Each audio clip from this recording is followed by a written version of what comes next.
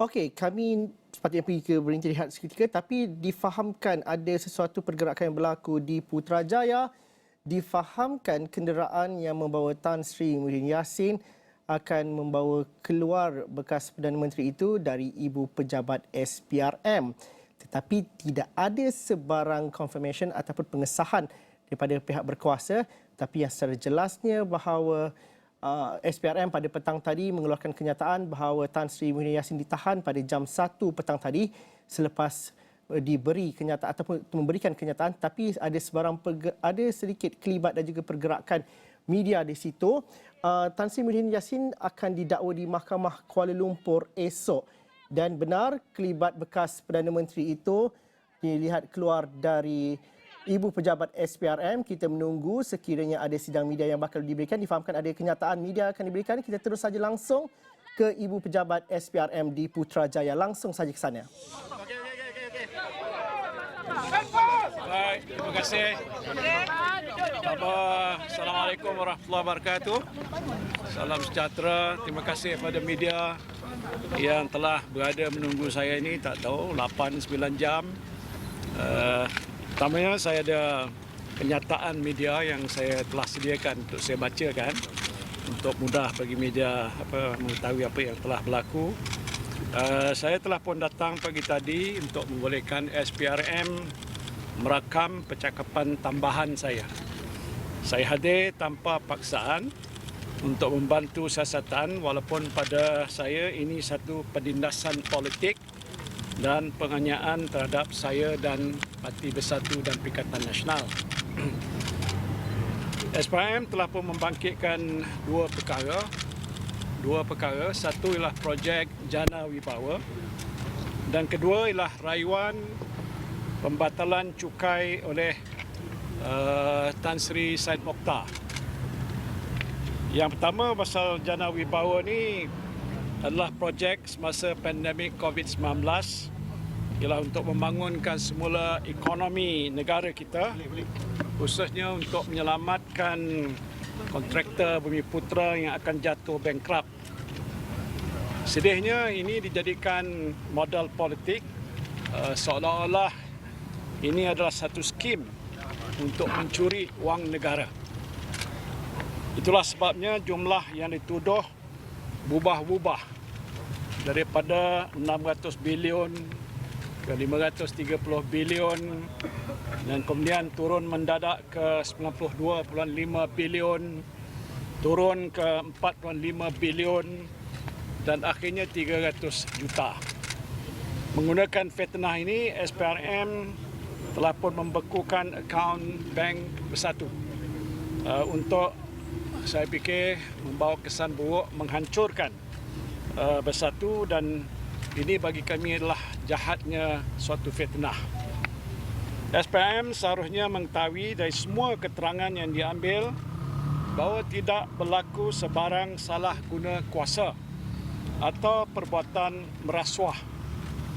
Adalah amat malang jika wang dalam akaun Bersatu yang merupakan dana politik dianggap sebagai satu suapan. Saya telah menegaskan bahawa saya tidak melakukan apa-apa kesalahan di bawah undang-undang. Saya bukan pihak yang mempunyai kuasa untuk meluluskan sebarang projek kerajaan. Kuasa melulus adalah dalam bidang kuasa Kementerian Keuangan. Saya sekadar melaksanakan keputusan Kabinet yang menghendaki pejabat Perdana Menteri memanjangkan permohonan projek untuk dipertimbangkan oleh Kementerian Keuangan mengikut syarat dan juga peraturan yang berkuat kuasa. Saya tidak pernah memberi arahan ataupun mempengaruhi keputusan yang dibuat oleh Kementerian Keuangan. Saya juga tidak pernah berjumpa dengan mana-mana kontraktor yang mendapat projek dan tidak pernah menerima wang daripada mereka. SPRM tidak menjumpai sebarang bukti bahawa saya telah pun menerima wang. Jadi bagaimana saya boleh dituduh untuk menerima rasuah dan juga menyalahgunakan kuasa? Yang keduanya ialah rayuan pembatalan cukai oleh syarikat Tan Sri Syed Mokhtar Al-Buhari. Ini adalah rayuan pembatalan cukai daripada Yayasan Al-Buhari yang dinaungi oleh Tan Sri Syed Mokhtar Al-Buhari. Tan Sri Syed Mokhtar ni sebagaimana sudah tahu adalah kawan baik saya yang saya telah kenal lebih 30 tahun lamanya. Beliau adalah seorang hartawan dan dermawan Melayu yang terkenal, yang akrab dengan saya. Inilah faktanya, iaitu Yayasan Al-Buhari menjalankan kerja-kerja amal dan kebajikan, khususnya membangunkan Islam dan membantu umat Islam. Atas semua itu, yayasan ini diberikan kelulusan pengecualian cukai oleh Kerajaan Barisan Nasional sebelum ini. Selepas PRU yang ke-14, Kerajaan Gabungan PH tertubuh, Menteri Kewangan daripada DAP Lim Guan Eng telah membatalkan pengecualian yang telah pun diluluskan pada Yayasan Al-Buhari. Semasa saya menjadi PM, Tan Sri Syed Mokhtar telah membuat rayuan atas pembatalan tersebut. Saya telah meminitkan sila teliti rayuan ini. Sekiranya teratur, saya tiada bantahan. Itu minit saya. Dan itu tidak merupakan satu arahan ataupun kelulusan. Jadi rayuan telah dipertimbangkan oleh MOF dan Lembaga Hasil Dalam Negeri dan kemudiannya mereka yang meluluskan. Bukan saya yang meluluskan. Dan oleh sebab minit saya itu, saya kini didakwa menyalahgunakan kuasa saya. Jika ada sumbangan dari Tan Sri Syed Mokhtar, inilah sumbangan politik yang dimasukkan terus ke dalam akaun Bersatu, bukan ke akaun saya. Saya tak terima walau sesen pun. Satu sen pun daripada sumbangan tersebut tidak diberikan kepada saya untuk kegunaan saya sendiri. Saya tahu Tan Sri Syed Mokhtar ada memberikan sumbangan keuangan juga pada parti-parti politik yang lain selama berpuluh-puluh tahun. Jadi bukan Bersatu saja yang telah diberikan sumbangan. Ini termasuklah parti-parti politik pemerintah yang lalu dan yang sekarang ni saya percaya.